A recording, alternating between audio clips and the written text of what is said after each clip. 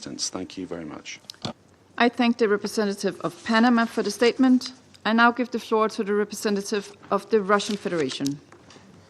Спасибо, госпожа председатель. Thank you, Madam President. Благодарим заместителя генсекретаря ООН по гуманитарным вопросам Тома Флетчера за обстоятельный доклад о происходящей в Газе рукотворной человеческой катастрофе. Когда делегации Алжира и Сомали запрашивали наш сегодняшний брифинг для обсуждения деградирующей гуманитарной ситуации в секторе Газа, они вряд ли могли предположить, что накануне произойдет резкое обострение ситуации, и все договоренности о прекращении огня В ночь на 18 марта авиация Израиля возобновила авиаудары по Газе, которые привели к новым жертвам. Сообщается о более чем 400 погибших, а также о подготовке Сахал наземной операции в анклаве. Таким образом, режим прекращения огня был нарушен, и трагедия простых палестинцев приобрела новые измерения. Эта трагедия разворачивается на наших с вами глазах уже полтора года. За время военной операции Израиля от сектора и так практически ничего не осталось, кроме дымящихся руин. А счет погибших мирных газоитян перевалил за 48 тысяч. Гуманитарный кризис в анклаве приобрел поистине библейские масштабы. Strip has become truly biblical in nature, and this is supported by the assessments today of the UN humanitarians. The hospitals and basically the basic infrastructure is destroyed. Hundreds of thousands of people in Gaza are surviving out in the open, out in the street amongst rubble. There's an acute shortage of food, there is no sanitation, and the absence of basic goods. При этом у людей, At the same time, пребывающих в the people отчаянии, who нет ни are in малейшего представления о desperation have завтрашнем no дне. idea what tomorrow Прекратятся ли will военные bring, or whether действия? the military Будет ли activities кто-то will stop, восстанавливать or их someone is жилища? going to Как rebuild their будут выживать их houses, and дети? how their children are going to survive. Эти вопросы сегодня, к сожалению, звучат еще более остро, поскольку действия Израиля вновь отбросили нас в неизвестность. Она охватила не только палестинцев, но и тех в Израиле, кто ждет возвращения домой удерживаемых в секторе заложников. Как заявило сегодня Объединение семей заложников, израильское правительство решило поступиться ими и выбрало сознательный подрыв процесса, который должен был привести к их возвращению. Вместо этого, как мы все видим, вновь возобладала логика выдавливания газоитян со своей земли. И это при том, что, несмотря на все лишения и страдания за гранью человеческих возможностей, жители Газы, как свидетельствуют многочисленные источники, никуда не хотят уходить и видят свое будущее только на родной земле. Это их выстраданное право, а обязанность международного сообщества сделать все, чтобы оно было реализовано. Газовитяне должны получить шанс на безопасное, достойное будущее на территории анклава, а палестинский народ в целом на создание своего государства. Госпожа председатель, уважаемые коллеги, в складывающихся обстоятельствах Совет Безопасности ООН должен сделать все возможное для безотлагательного восстановления режима прекращения огня и для возобновления выполнения договоренности между Израилем и Хамасом. Мы не должны повторять прежних ошибок. Ведь число погибших в Газе за эти полтора года мирных палестинцев столь велико, в том числе и потому, что Совет Безопасности ООН не смог принять решение о более раннем установлении режима прекращения огня. Это горький урок, который члены Совета должны усвоить и не повторять. Ведь никакие политические соображения не могут оправдать подобного промедления, стоившего жизни такого числа мирных жителей.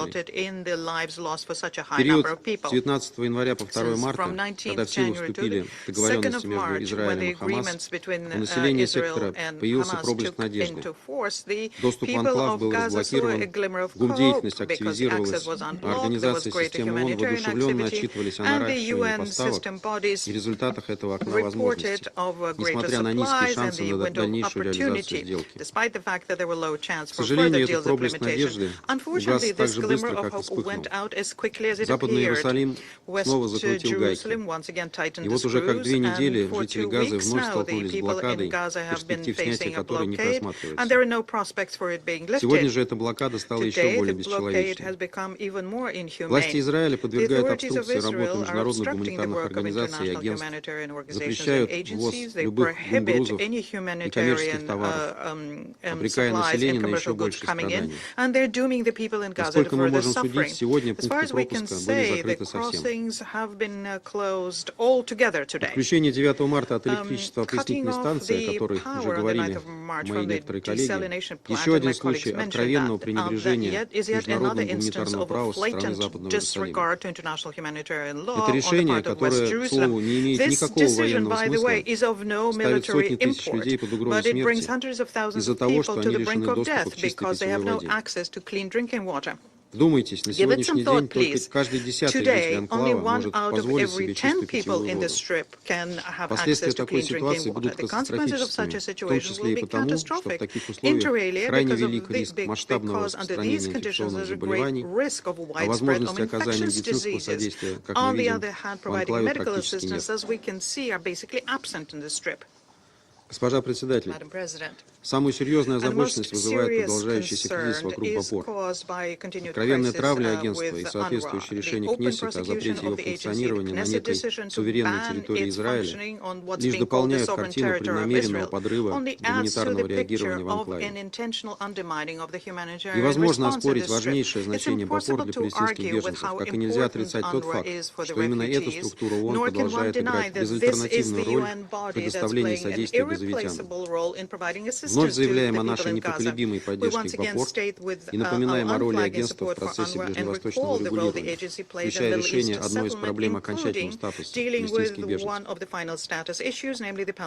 На этом фоне мы слышим от израильских властей заявления о наличии у них некого плана, предусматривающего взятие Западным Иерусалимом под свой полный контроль поставок и распределения гуманитарной помощи. Подробностей на этот счет немного, но есть все основания полагать, что этот план в случае его реализации не только существенно ограничит операционные возможности международных структур в секторе Газа, но и подорвет функционирование созданного в соответствии с решением Совета Безопасности ООН механизма 2720. Ясно и то, что заменой масштабных ООНовских гуманитарных усилий подобный план быть не может.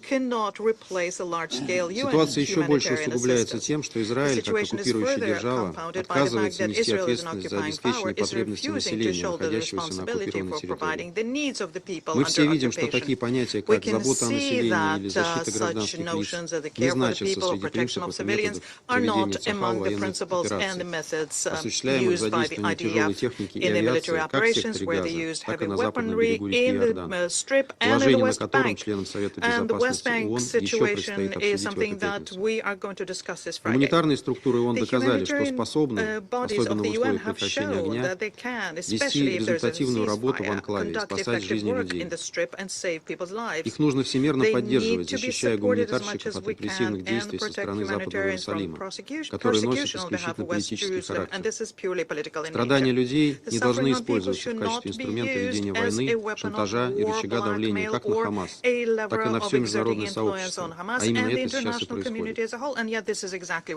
Госпожа председатель, мы решительно осуждаем введенные Израилем меры и считаем, что их применение представляет собой ключевое препятствие на пути к облегчению страданий 2 миллионов газовитян. Призываем израильские власти к немедленному прекращению огня, а также к отмене рестрикций на проведение гуманитарных операций на всей оккупированной палестинской территории, включая сектор Газа и западный берег реки Иордан. Вновь подтверждаем нашу последовательную и неизменную линию на императив безусловного и постоянного прекращения огня, освобождения всех заложников и удерживаемых лиц, налаживания беспрепятственного гуманитарного доступа на оккупированную палестинскую территорию, а также на возврат к мирному процессу на основе формулы двух государств для двух народов. Убеждены, что без справедливого и долгосрочного регулирования, обеспечивающего законные права и чаяния палестинцев на создание собственного государства в границах 1967 года со столицей в Восточном Иерусалиме, порочный круг взаимного насилия и кровопролития на Ближнем Востоке не разорвать. Благодарю за внимание. I thank the representative of the Russian Federation for the statement, and I give the floor to the representative of Slovenia. Thank you, Madam President. I would also like to thank Under-Secretary General Fletcher for his briefing. I also want to thank him for his efforts, and I want to thank and recognize sacrifices made by the humanitarian workers in Gaza and the region. You are doing everything you can. I would like to make 4 points. First, in conflicts, we as Slovenia don't take sides. We stand with peace, protection of civilians, and international law. We entered the Security Council with an idealistic aim of helping extending the zones of peace, protecting civilians, and promoting respect for the international law. And yet it seems so difficult to work for peace.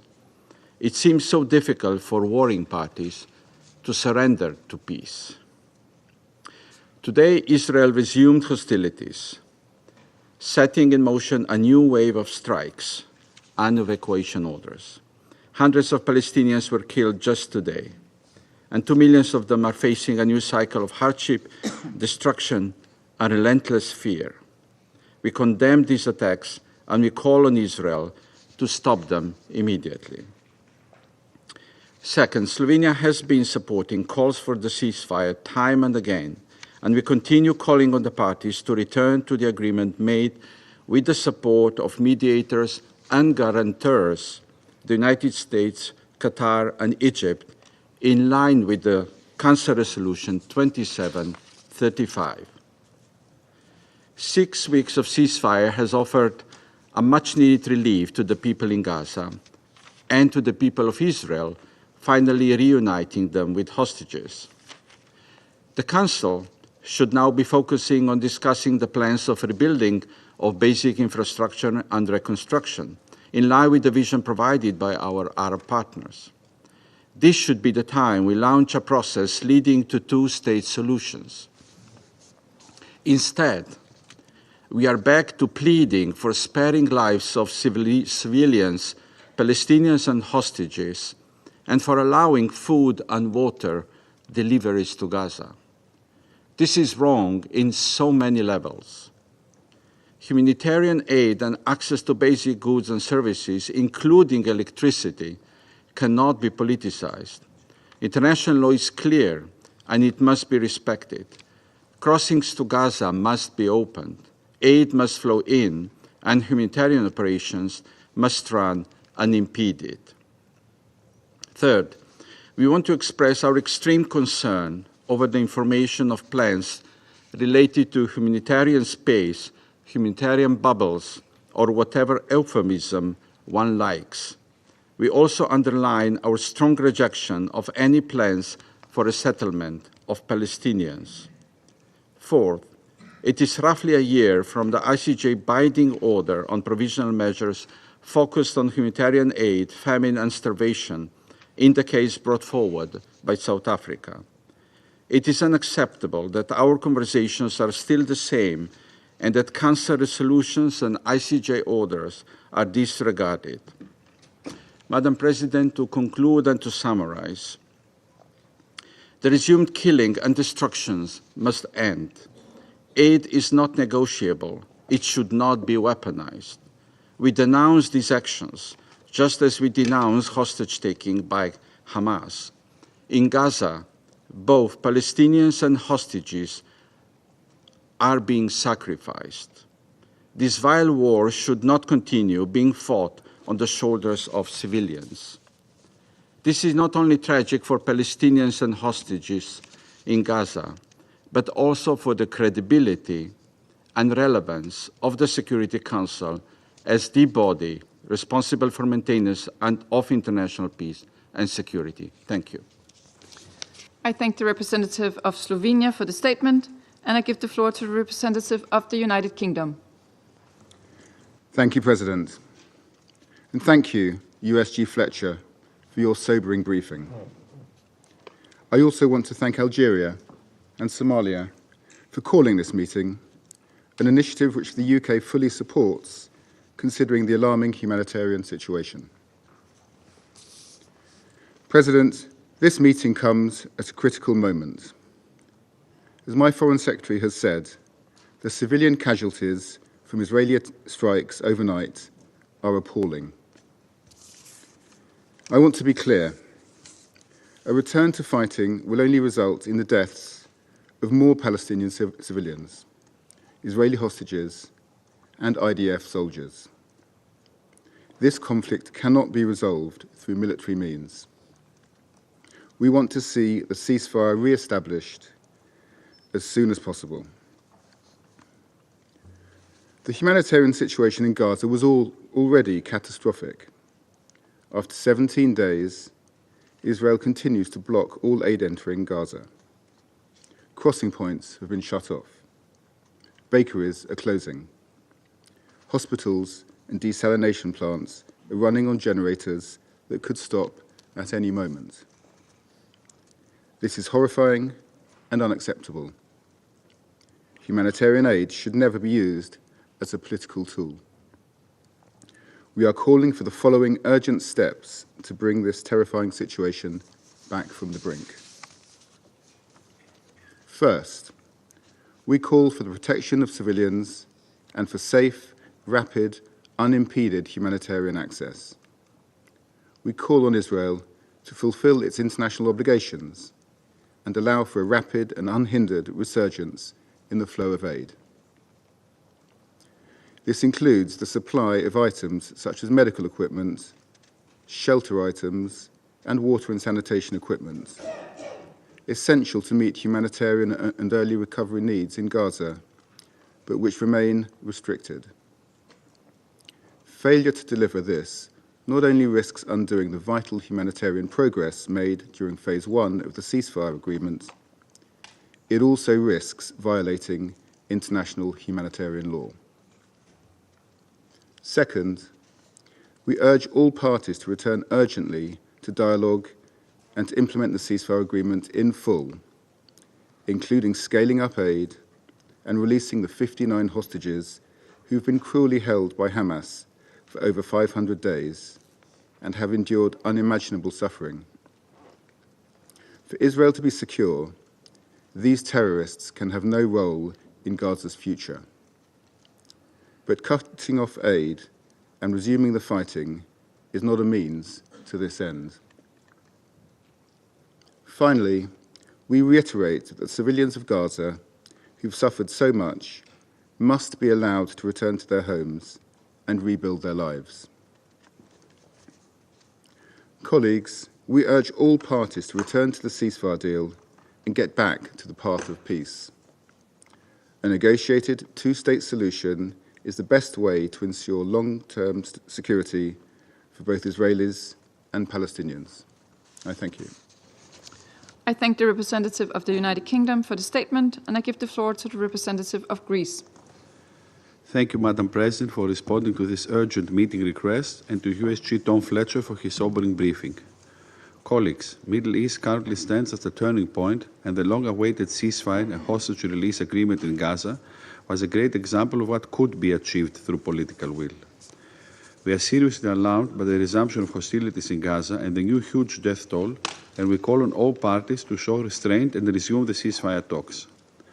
Following the profound shock of October 7, 2023, Greece maintained a principled stance. We express our condemnation of Hamas terrorist attack and the ongoing detention and cruel treatment of the hostages, and we reiterated our demand for the immediate and unconditional release. The people of Gaza have endured a second winter under extremely difficult circumstances.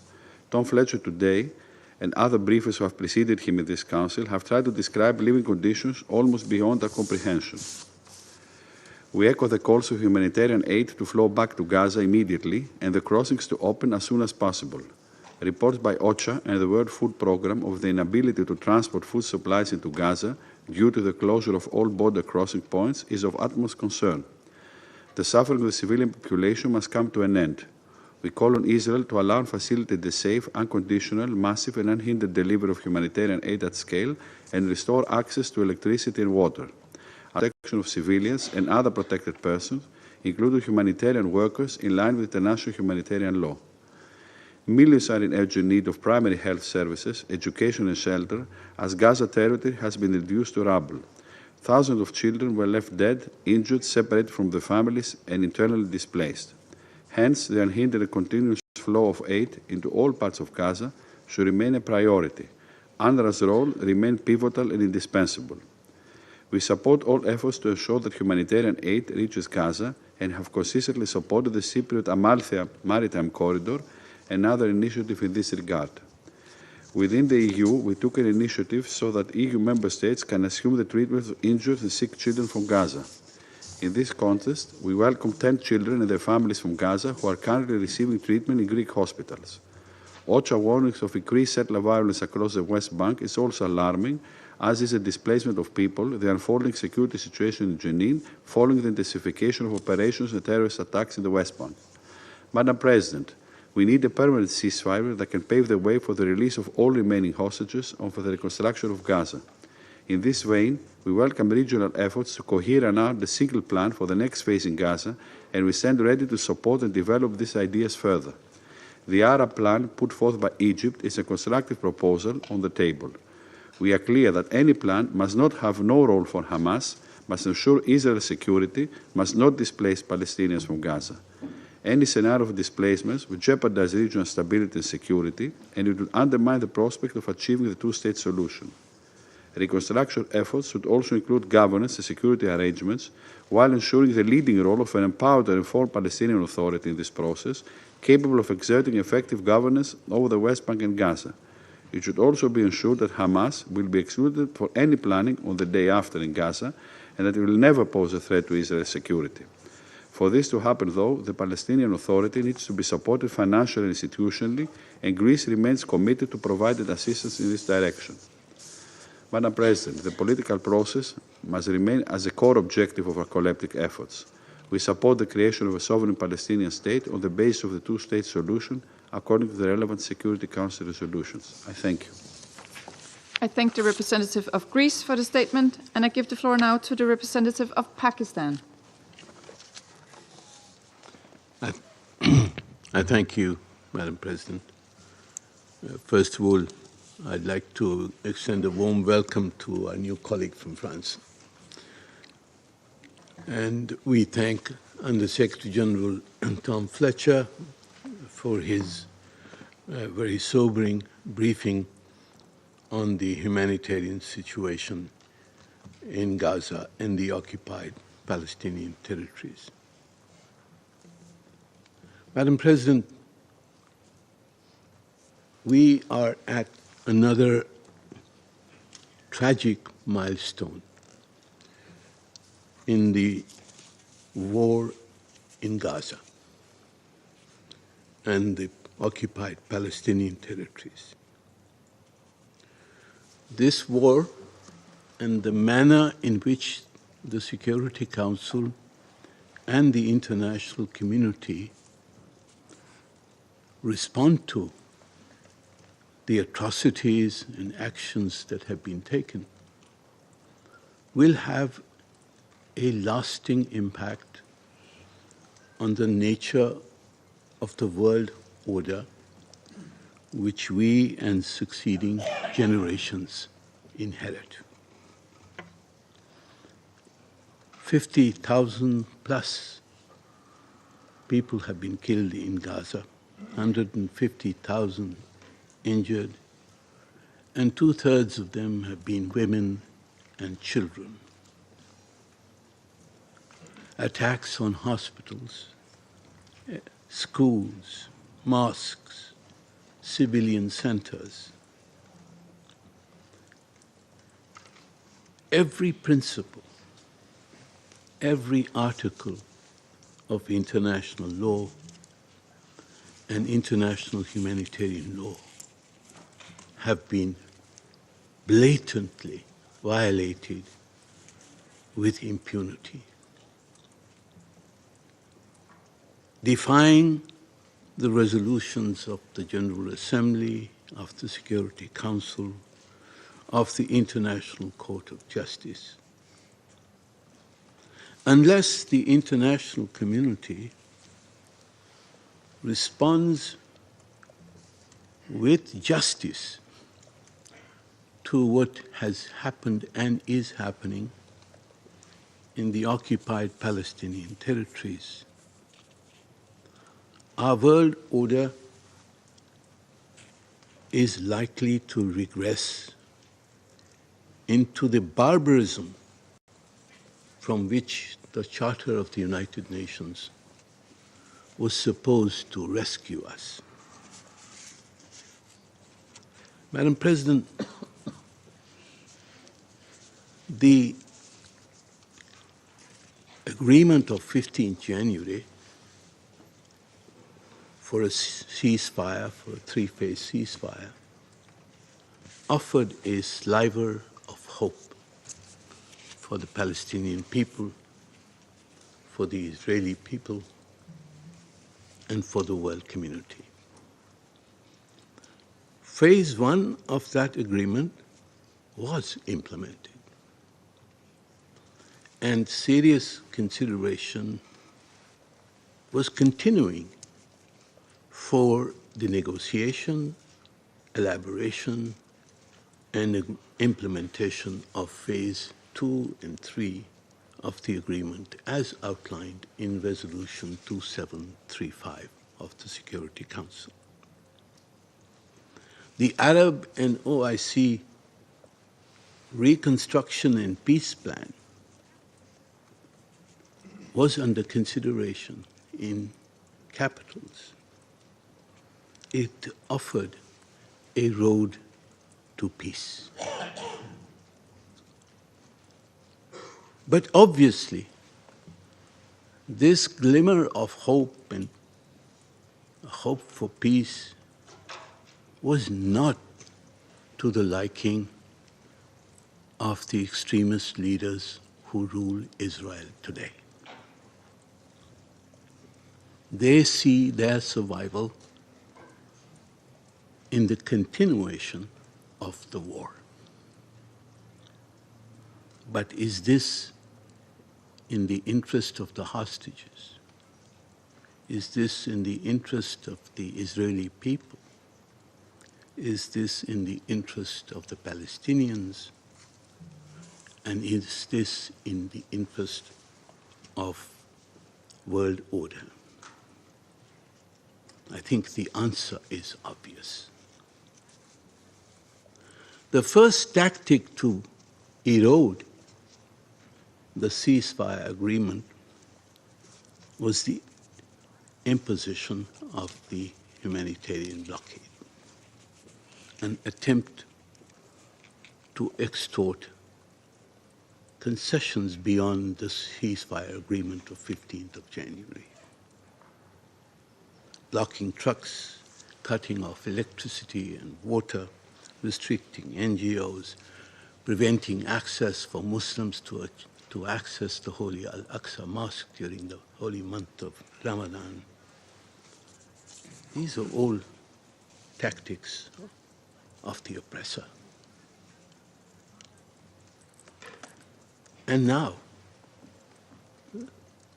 they have escalated to blatantly violate the ceasefire and resume attacks against the helpless Palestinians in Gaza who were just returning to rebuild their homes. 400, mostly women and children were killed just last night. And if this bombing and artillery attacks continue, hundreds more may be dying as we speak. The Security Council's response must be clear, must be quick, and must be just. Firstly, we must demand a halt to the Israeli attacks in Gaza and the implementation of Resolution 2735. I would like to add that even if there are military targets in civilian facilities, under the Fourth Geneva Convention, there is a prohibition to attacking such targets, even if there are military targets within those civilian facilities. It is a clear injunction of international humanitarian law and cannot be offered as an excuse for the killing of civilians, innocent men, women, and children. Secondly, we hope and ask that the negotiations on Phase 2 and Phase 3 of the ceasefire agreement reflected in Resolution 2735 must be resumed. We call for full implementation of all phases of the Gaza ceasefire agreement, including permanent and comprehensive cessation of Israeli hostilities, return of displaced persons to their homes, withdrawal of Israeli forces, opening all crossings, adequate humanitarian access to all parts of the Gaza Strip, and a comprehensive reconstruction plan for Gaza. 3, humanitarian assistance must be immediately resumed, and the restrictions that have been imposed must be lifted. According to Amnesty International, Israel's, and I quote, Israel's decision to block humanitarian aid to Gaza is a war crime and amounts to collective punishment of the civilian population. It's a continuation of the policy to impose on Palestinians conditions of life calculated to bring about their physical destruction. This is genocide, unquote. Madam President, we demand that adequate funding should be provided for coordinated efforts that are crucial to enable OCHA's 2025 flash appeal for the occupied Palestinian territories to be funded. Donor contributions today are only 173 million of a 4 billion that is required. And UNRWA's unparalleled capacity to deliver emergency, shelter, food, and medical assistance is irreplaceable and must be allowed to operate without obstruction. Fourthly, Madam President, the Israeli aggression in the West Bank must end. Forced displacements, illegal land annexations, and settler violence must be reversed in accordance with Security Council resolutions 2720 and 2334. Finally, Madam President, we must ensure the revival of a credible and irreversible political process towards a two-state solution and the establishment of an independent, sovereign Palestinian state within the pre-67 borders with Al-Quds al-Sharif as its capital. This is the only viable path to durable peace. The upcoming June conference, co-chaired by France and Saudi Arabia, is an important opportunity for the peaceful resolution of the Palestinian question and the implementation of the two-state solution. But, Madam President, to realize the possibility of peace, Israel's aggression, its attacks, and its slaughter of the Palestinians must stop. I thank you. I thank the representative of Pakistan for the statement, and I give the floor now to the representative of the Republic of Korea. Thank you, Madam President. I also thank USG Tom Fletcher for his detailed briefing on the dismal humanitarian situation in Gaza. Madam President, we are gravely alarmed by Israel's renewed offensive in Gaza, causing hundreds of fatalities, including scores of children today alone. We are also seriously concerned over the precarious fate of the hard-won agreement for ceasefire and release of hostages, as well as the quickly deteriorating humanitarian situation in Gaza. As repeatedly stressed by the members of the Security Council, it is clearly Israel's illegal obligation under international humanitarian law to allow and facilitate the rapid and unimpeded passage of humanitarian relief for civilians in need, including 1 million children. Hostage taking by Hamas is unacceptable under any circumstances. It must be condemned by all members of the Council. And we repeat our demand that all hostages be released immediately and unconditionally. However, Hamas' refusal to carry out its obligation does not justify blocking humanitarian aid or using it as a bargaining chip, which is unacceptable and strictly prohibited under international law. Neither does it justify the resumption of an intensive military offensive, causing massive civilian casualties.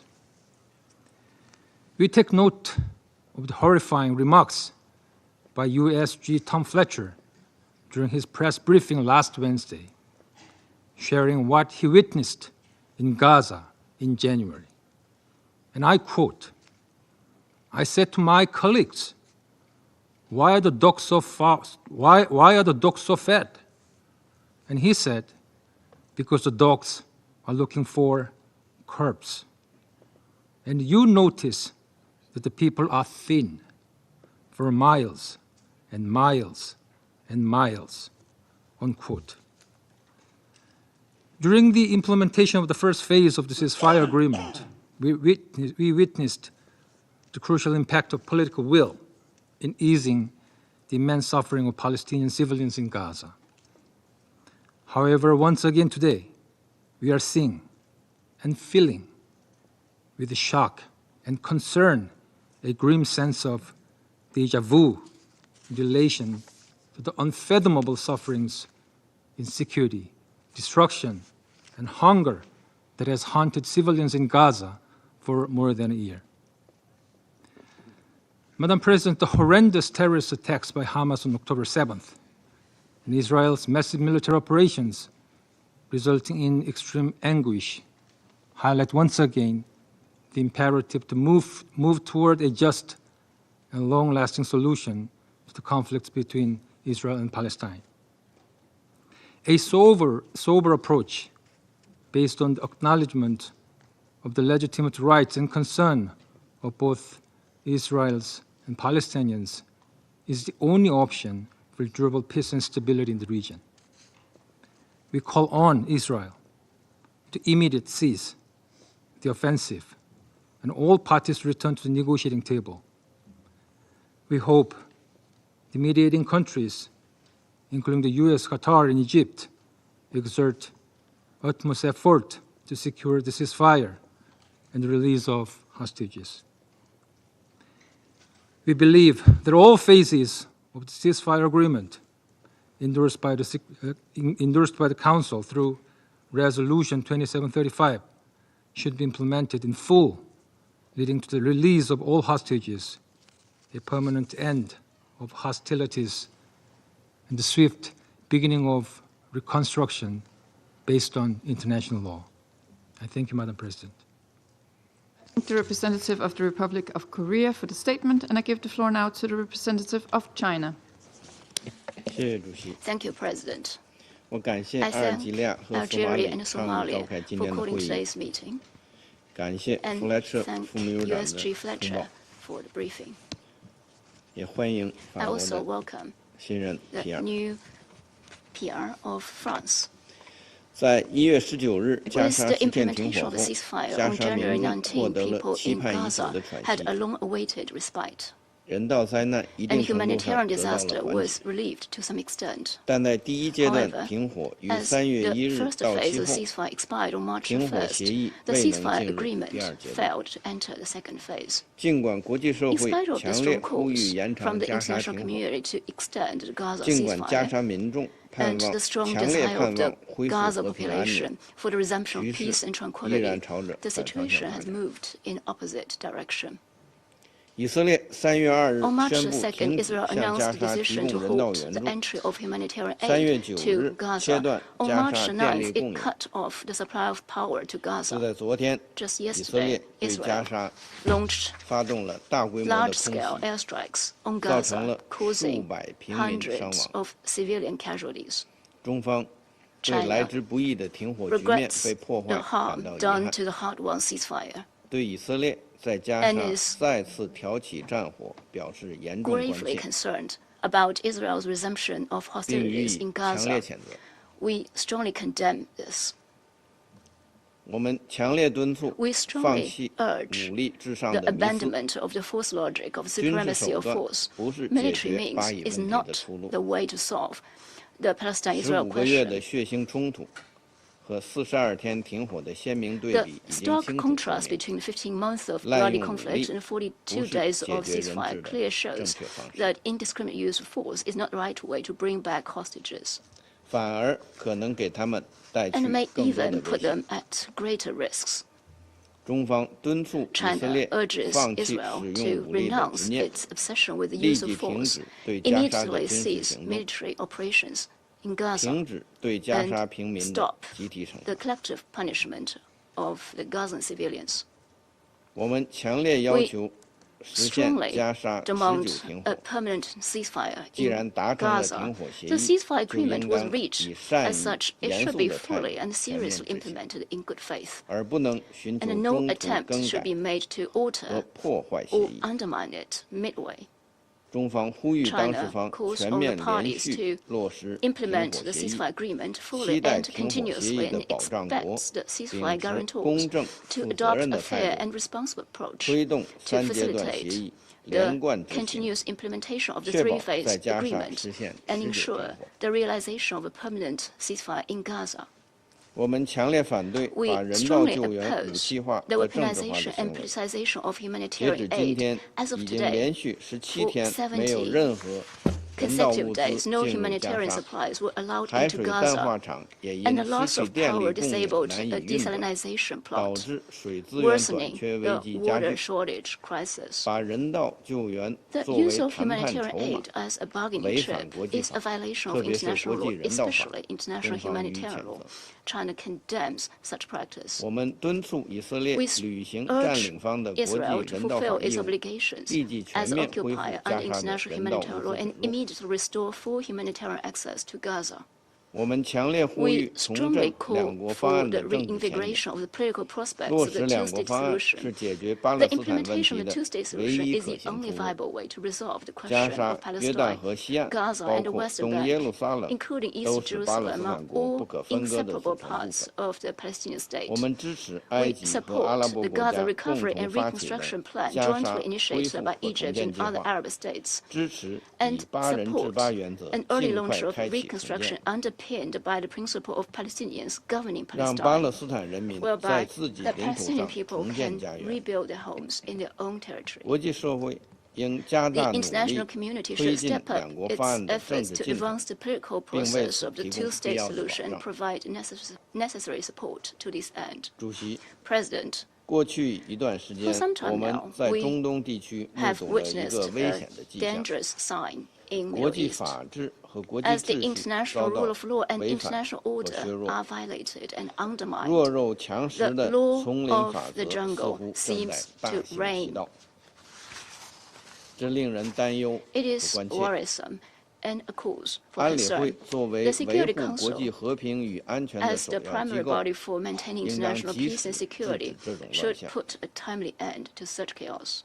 We support further actions by the Council to bring about a permanent ceasefire in Gaza, restore peace in the Middle East, and achieve a comprehensive, just, and lasting solution to the Palestinian question. Thank you, President. I thank the representative of China for the statement. I shall now make a statement in my capacity as representative of Denmark. And I would like to join to colleagues in thanking Undersecretary Fletcher for his sobering briefing and his very detailed description of the many achievements achieved during the ceasefire. At the outset, let me express Denmark's shock and sadness over the news coming from Gaza about the many civilian casualties following the Israeli airstrikes last night. Let me be clear, this violence must stop, and the terms of the ceasefire must be respected. A ceasefire that can pave the way for the release of all remaining hostages and ensure much-needed humanitarian aid to the civilians of Gaza. We urge all parties to show restraint. Denmark has repeatedly underlined the need to ensure the protection of civilians in line with international humanitarian law. We reiterate this call today. Colleagues, as we've heard several times this morning, the humanitarian situation in Gaza remains catastrophic. The recent Israeli decision to block all further humanitarian assistance and to cut electricity to the enclave is rendering the situation even more desperate and threatens to reverse progress made during the first phase of the ceasefire. The consequences are already starting to emerge. The lack of supplies has meant that humanitarian partners are reducing food rations. UNICEF reports that roughly 1 million children in Gaza are now once again living without basic necessities for survival. The recent resumption of hostilities will only worsen this suffering. Denmark continues to condemn Hamas' terror attack of October 7 and calls for the immediate and unconditional release of the remaining hostages. The safety and well-being of these hostages is of great concern, and we regret that Hamas has failed to allow humanitarian access to them. Colleagues, international humanitarian law is clear. Humanitarian aid should never be used as a bargaining chip or a political tool. This applies to all parties in a conflict. As the occupying power, Israel is obliged under international law to ensure the protection of civilians and ensure the civilian population does not lack food or other basic needs, including water. Civilians of Gaza have suffered enough. The sustained supply of aid is indispensable to the survival of over 2 million Palestinians. They have the right to receive humanitarian aid. They have the right to clean water, to food, to medicine.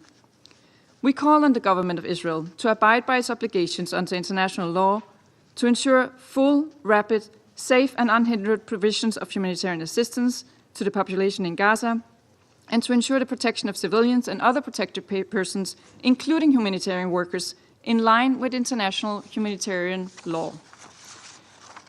The immediate threat of malnutrition in Gaza is already affecting thousands of children and pregnant and breastfeeding women. The decisions to withhold humanitarian aid and limit the production of clean drinking water are likely to have long-term consequences for the health of Gaza's population, as well as longer-term prospects for socio-economic recovery. Colleagues, the massive task of reconstructing Gaza lies before us. We need a permanent ceasefire as a first step to be able to address this challenge. We call on parties to find a way forward to the next phases of the ceasefire agreement that should hopefully lead to a permanent ceasefire. We commend the regional efforts through the Arab Recovery and Reconstruction Plan presented at the recent Cairo summit. We maintain that any plan for the future of Gaza must have no role for Hamas, must ensure Israeli security, and must not displace Palestinians from Gaza. In closing, the civilian population in Gaza have already endured too much suffering for far too long. They are looking to this Council for support. Around this table, we have a responsibility to urgently work towards a two-state solution, the only viable path to lasting peace and security for Israelis and Palestinians alike. Let me reiterate Denmark's unwavering commitment to this goal. And I now resume my functions as President of the Council. I give the floor to the permanent observer of the Observer State of Palestine.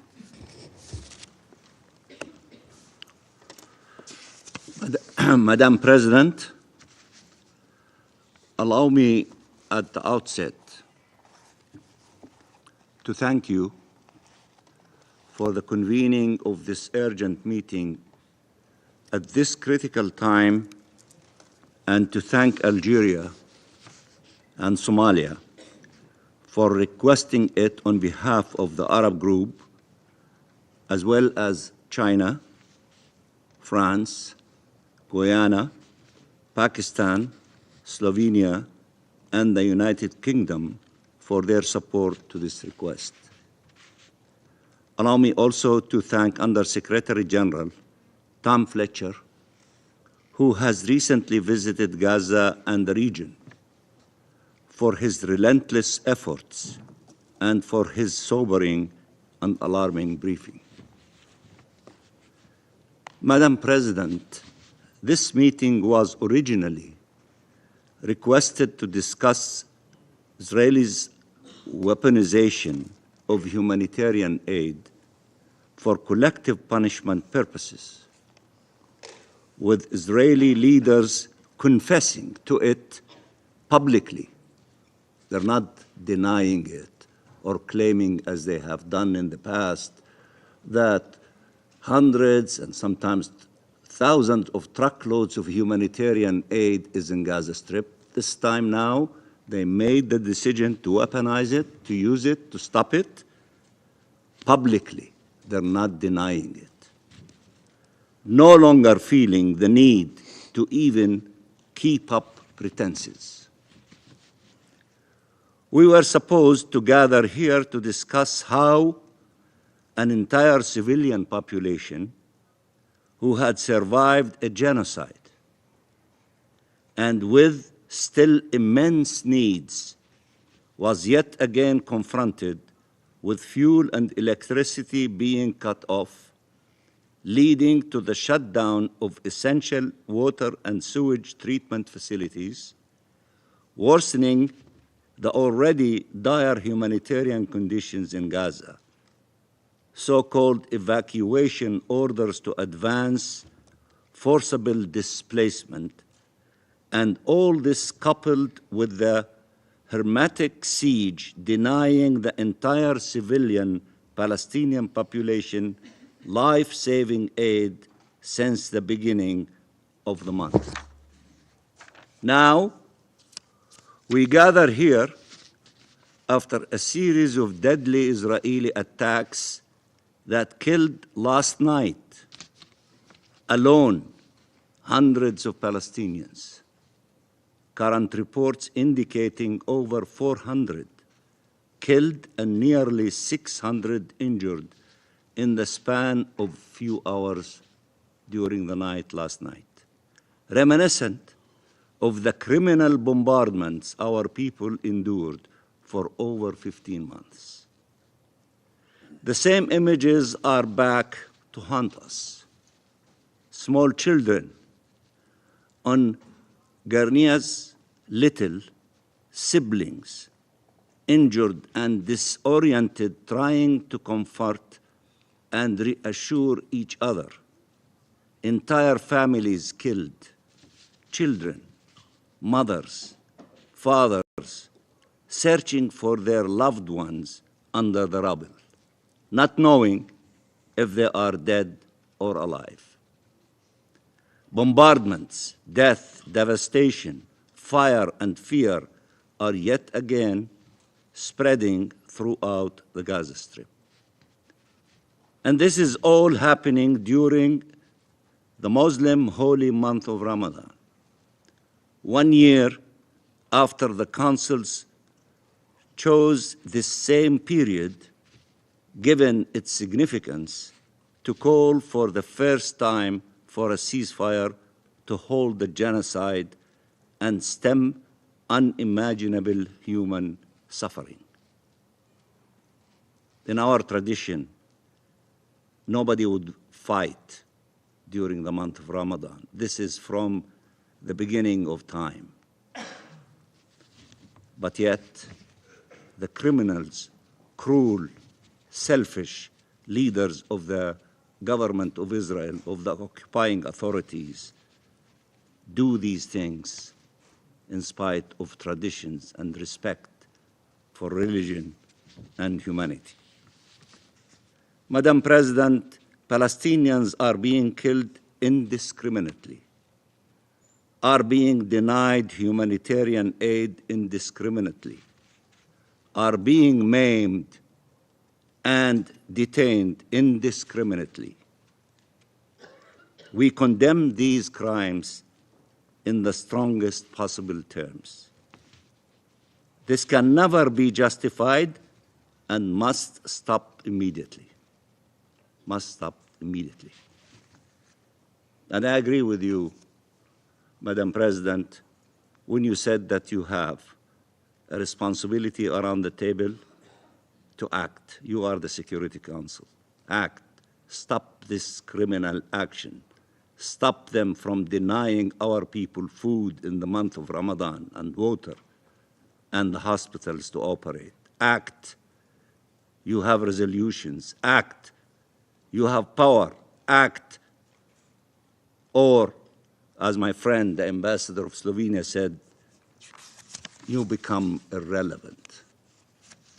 Act according to the power given to you by the Charter of the United Nations. Madam President, ceasefire works. It is the only thing that does. It stopped the bloodshed. It allowed the entry of humanitarian aid Israel had long denied. It allowed the release of hostages and prisoners. It allowed for the starving people to be given sustenance, for the sick and wounded to receive medical care, as the tenets of international humanitarian law and our very humanity oblige. Life was starting to triumph over death. Our collective role is to ensure life prevails, and that requires ensuring the full and effective implementation of Resolution 2735. Resolution 2735 is unequivocal. It clearly spells out the terms of each phase and the obligations of each side.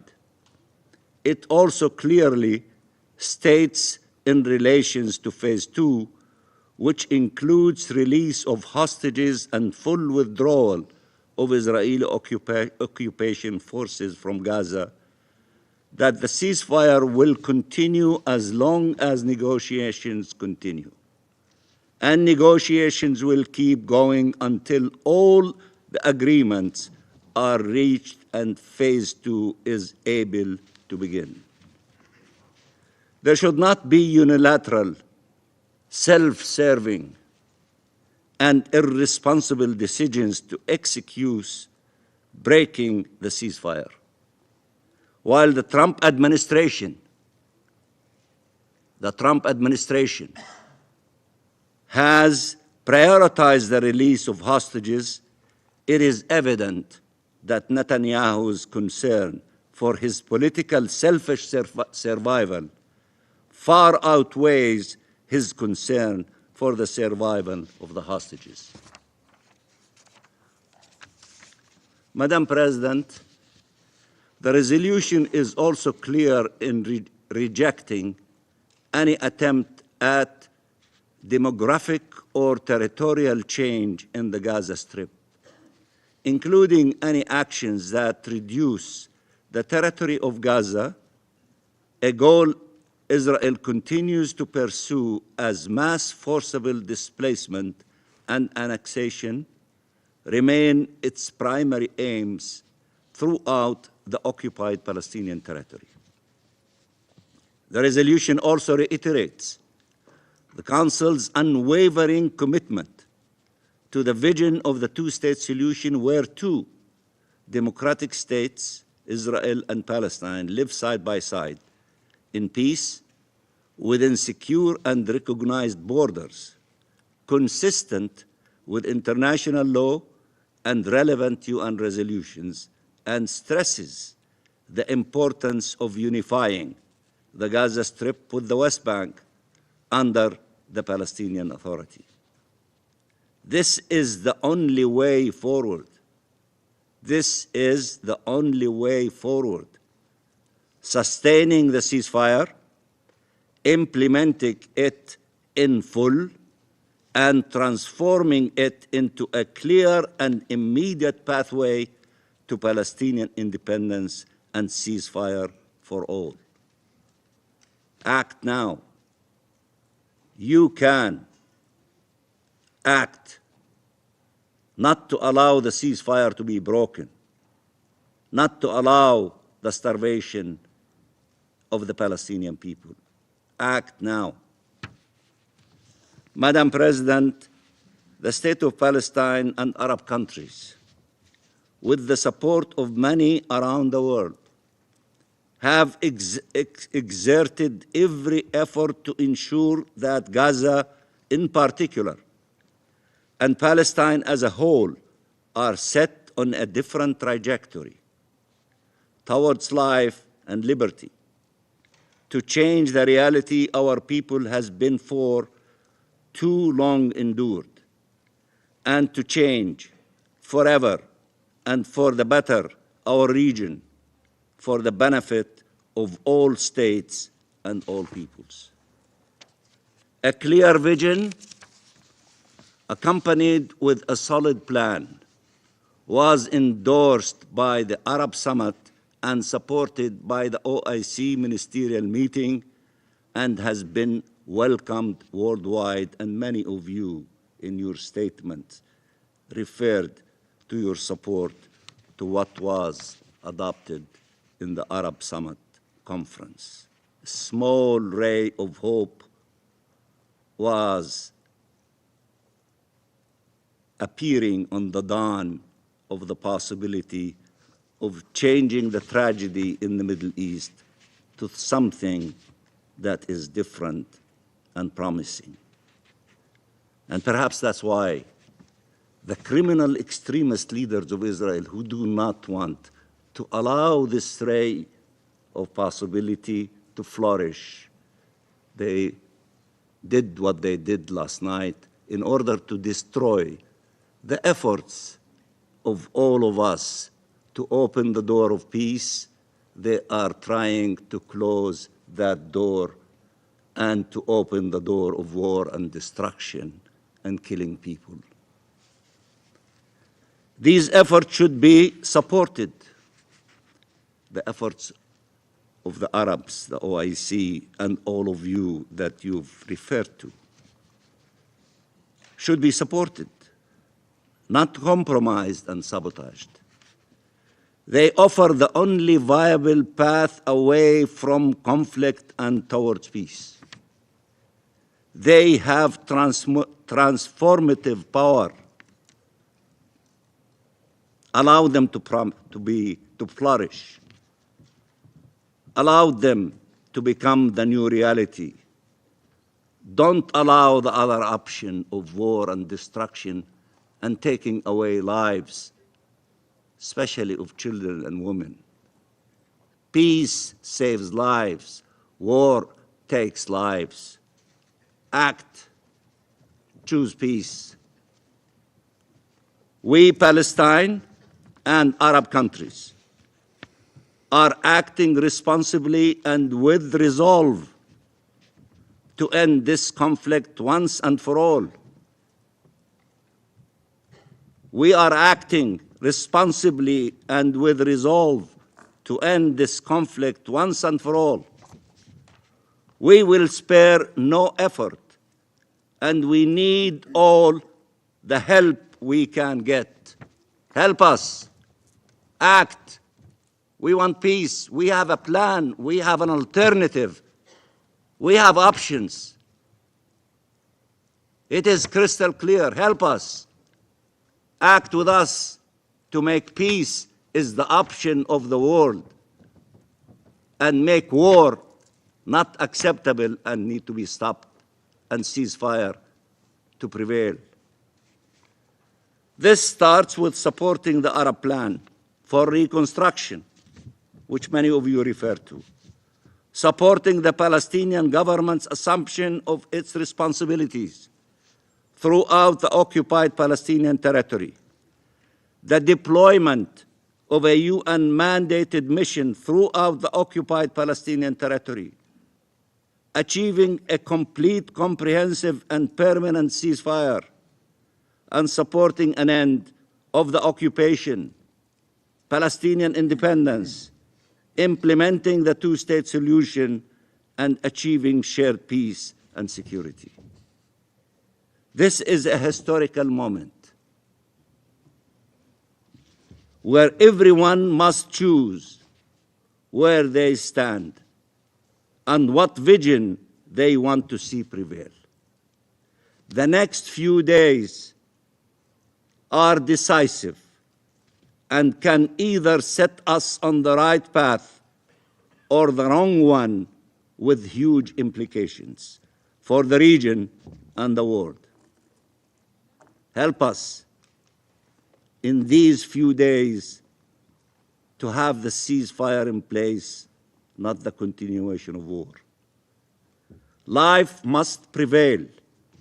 Liberty must prevail. Peace must prevail. You are the mighty Security Council. Act, help us, and I thank you very much, Madam President. And I thank the permanent observer. I thank the permanent observer of the Observer State of Palestine for the statement, and I now give the floor to the representative of Israel. Thank you, Madam President. We stand firm in our commitment to return the hostages and defeat Hamas, and it's time for the international community to take our commitment seriously. We will bring home every lost hostage. Hamas has refused to release our hostages and repeatedly rejected all the offers, both by the US and the mediating countries, even for the period of Ramadan. And thus, the return to fighting is a necessity. The IDF is attacking targets of the Hamas terrorist organization to achieve our objectives. These precise attacks include Hamas terrorist commanders, terrorist cells, launch posts, weapon stockpiles, and additional military infrastructure that are being used by these terrorist organizations to continue to plan and execute attacks against Israeli civilians and IDF soldiers.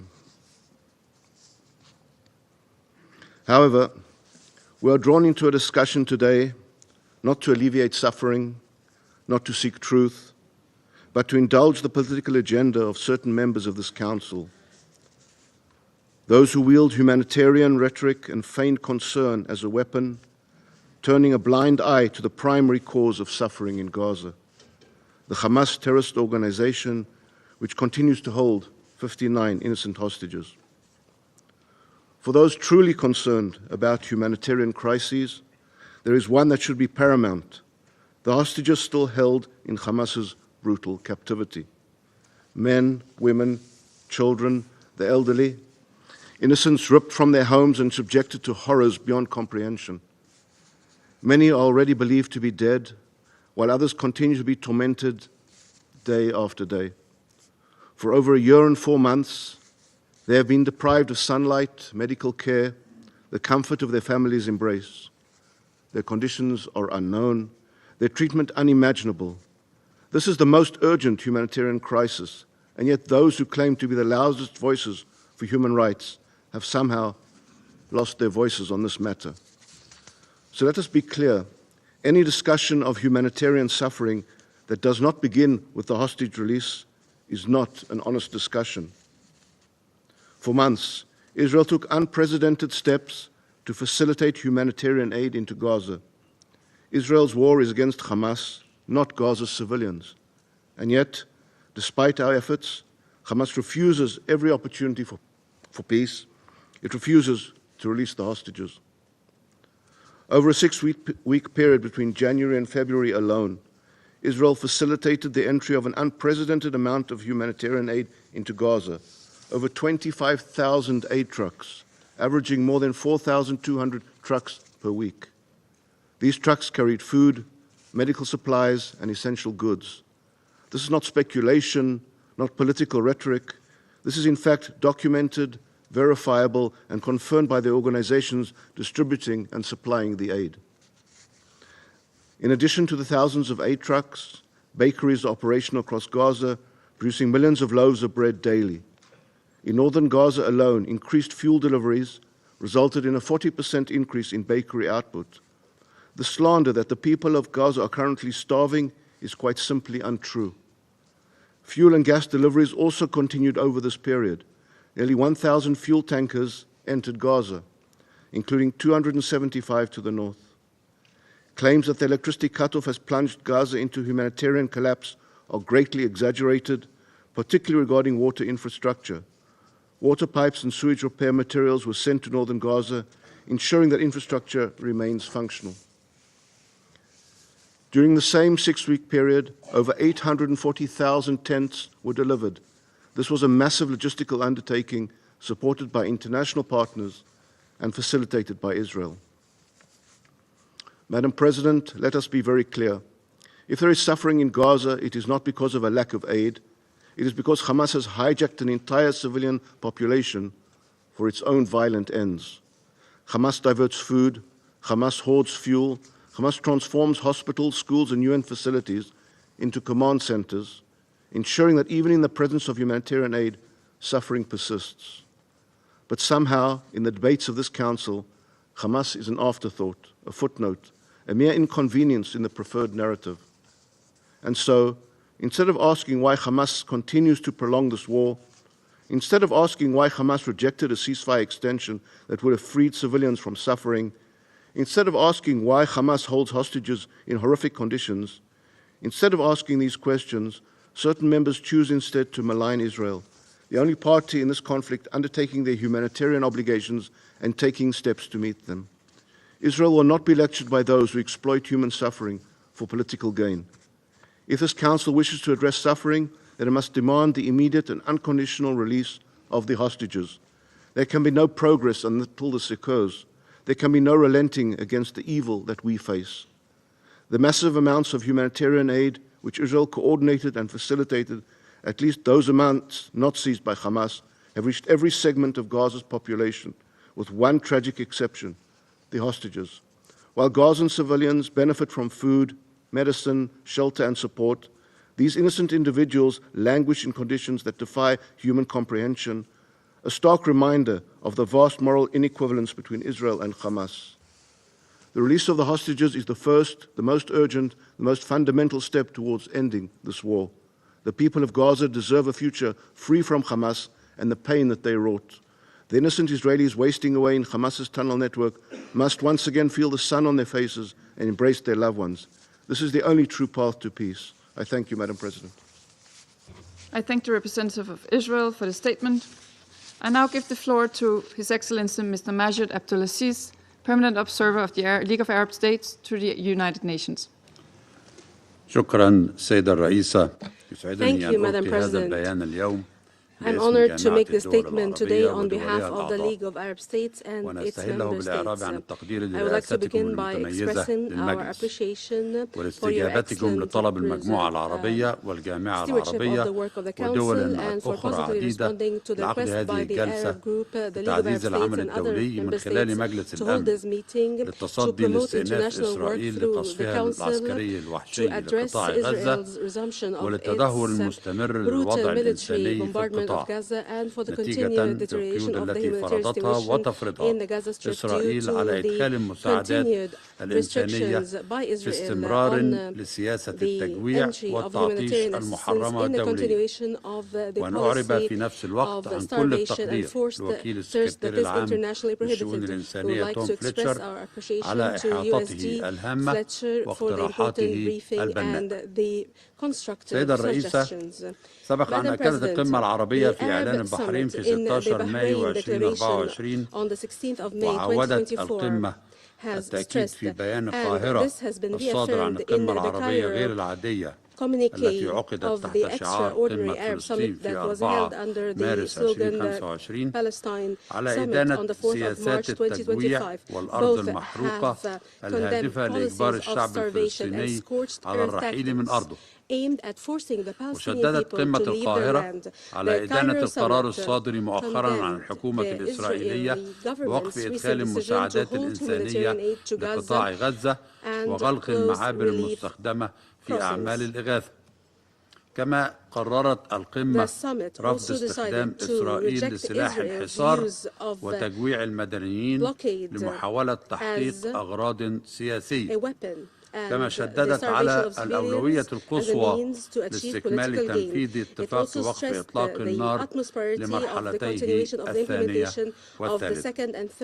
ويؤكد كل ذلك سيدتي الرئيسة على الرابطة الجوهرية بين التوصل للوقف الكامل والشامل لإطلاق النار وفقا للاتفاق الذي تم التوصل إليه بالوساطة الأمريكية المصرية القطرية، والسماح بدخول المساعدات الإنسانية بدون انقطاع وبكثافة عالية، والبدء فورا في تنفيذ المرحلة الأولى من الخطة التي اقترحتها جمهورية مصر العربية بالتنسيق الكامل مع دولة فلسطين والدول العربية، واستنادا إلى الدراسات التي أجريت من قبل البنك الدولي والصندوق الإنمائي للأمم المتحدة بشأن التعافي المبكر وإعادة إعمار قطاع غزة، واعتمدتها قمة القاهرة باعتبارها خطة عربية جامعة، واعتمدها الاجتماع الوزاري لمنظمة المؤتمر الإسلامي بعد ذلك. فبعد أن قتلت الحرب الإسرائيلية على غزة والتي استمرت لأكثر من 470 يوما أكثر من 48,000 فلسطيني، منهم ما يقرب من 18,000 من الأطفال و13,000 من النساء، وخلفت تدميرا شبه كاملا للمنشآت الصحية والتعليمية والبنية التحتية وكل مقومات الحياة في غزة. فلا شك أن استئناف القصف العسكري الوحشي المكثف لقطاع غزة واستشهاد أكثر من 400 فلسطيني في غزة أمس فقط، وتكثيف إسرائيل من تنفيذ سياسة التجويع والحصار على قطاع غزة، والتي تمثل آخرها بقرار وزارة الطاقة الإسرائيلية بقطع التيار الكهربائي على المنشآت الحيوية بالقطاع، بما في ذلك محطات تحلية المياه الرئيسية، الذي أضاف التعطيش إلى التجويع، ويفاقم من معاناة أكثر من 2 مليون فلسطيني يعيشون في ظروف قاسية قاهرة. كل هذه الهجمات والإجراءات اللا إنسانية المدانة والمرفوضة لا يمكن توصيفها إلا كعقاب جماعي تنتهجه إسرائيل بحق الشعب الفلسطيني الأعزل وعلى نحو يتنافى والقيم والمبادئ الإنسانية التي تقوم عليها ومن أجلها هذه المنظمة، ويشكل تحديا للإرادة الدولية التي ساندت وقف إطلاق النار. ومع تفاقم الأزمة على هذا النحو واستئناف إسرائيل لقصفها العسكري المكثف لقطاع غزة أمس، تشدد المجموعة العربية على حتمية أن ينهض مجلس الأمن بمسؤولياته هذه المرة، وأن يجبر المجلس إسرائيل على الوفاء بالتزاماتها بموجب اتفاق وقف إطلاق النار، بما في ذلك فتح كافة المعابر أمام المساعدات الإنسانية والإيوائية والمستلزمات الطبية والوقود، وإعادة التيار الكهربائي للقطاع بالكامل، بما في ذلك محطات المياه وتلبية الاحتياجات الأساسية للسكان والتخفيف من معاناتهم. وتحذر المجموعة من تبعات إخفاق المجلس في اتخاذ هذه الإجراءات، والتي ينذر بخطر وقوع كارثة إنسانية كبرى لن تحمد عقباها. كما تؤكد المجموعة والجامعة العربية على أن استمرار هذه الأزمة ومنع أو عرقلة وصول هذه المساعدات يمثل انتهاكا جسيما لالتزامات إسرائيل القوة القائمة بالاحتلال بموجب القانون الدولي والقرارات الأممية وقواعد حقوق الإنسان واتفاقية جنيف الرابعة للعام 1949، لا سيما الرأي الاستشاري الصادر عن محكمة العدل الدولية في يوليو 2024 والإجراءات المؤقتة الصادرة عن محكمة العدل الدولية وما صدر من الجمعية العامة ومجلس الأمن من قرارات بناء عليها.